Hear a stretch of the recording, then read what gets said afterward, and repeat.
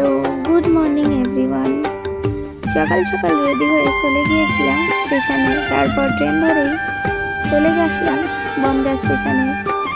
আজ আমি একটু ঘুরতে যাচ্ছিলাম, তাই ভাবলাম তোমাদের সাথে একটা ছোট্ট মিনি ব্লগ শেয়ার করি।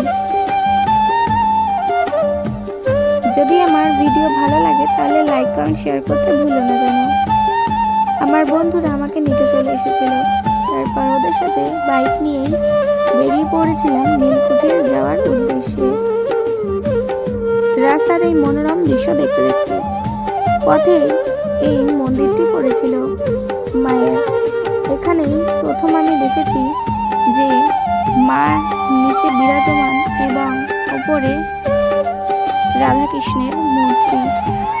বাইরের নাট মন্দিরটা খুবই সুন্দর, কিছুটা প্রায় দেখতে মন্দিরটি দক্ষিণেশ্বরের মন্দিরের মতো বাইরে থেকে। তো তার পাশেই চলে গিয়েছে ইছামতি নদী। ইছামতি নদী দেখেই চলে গিয়েছিলাম আমরা নীলকুঠির জঙ্গল নদী অভয়ারণ্যে ঘেরা এক রহস্যময় জায়গায়। জানা যায় গোবরডাঙ্গার জমিদার মঙ্গলচন্দ্র আজ থেকে প্রায় 200 বছর আগে এই ভবনটি নির্মাণ করেন। পরবর্তীকালে এটি চলে যায় নীলকর সাহেবদের কাছে। শুরু হয় এক অত্যাচারের শিকার। কিন্তু এই কুঠিরকে কাটা সাহেবের কুঠির বলা হয় কেন? জানা যায় 1800 সালের পর থেকেই এখানকার নীলকর সাহেবদের গ্রামের চাষিদের উপর জোর করে নীল চাষ করাতে বাধ্য করতেন।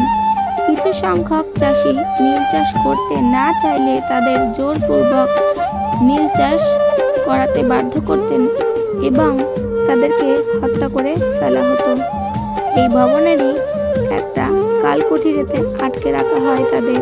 পরবর্তীকালে তাদের হত্যা করে এই ভবনের গোপন সুড়ঙ্গ পথ দিয়ে, যেটি নদীর নিচে থেকে চলে গেছে, সেই পথ দিয়ে দেহগুলোকে লোপাট করে ফেলা হয়। পরবর্তীকালে একজন চাষি এই ঘটনার বদলা নেওয়ার জন্য কাঁচি দিয়ে সাহেবকে গলা কেটে হত্যা করেন। তারপর থেকেই এই কুঠিরের নাম হয়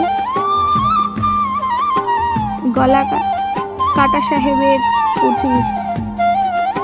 এই দেওয়াল দেখলেই বোঝা যায় যে কতই না পুরনো।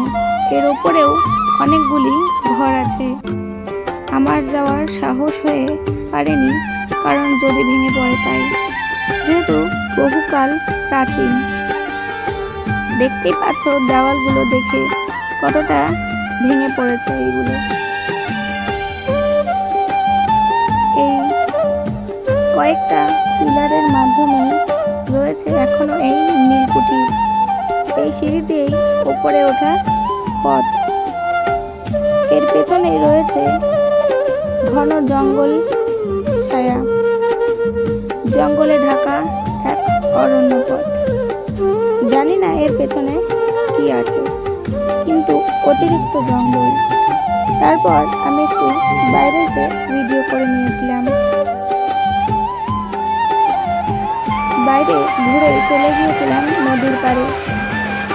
নৌকোগুলো কত সুন্দর এরা সাজিয়ে রেখেছে।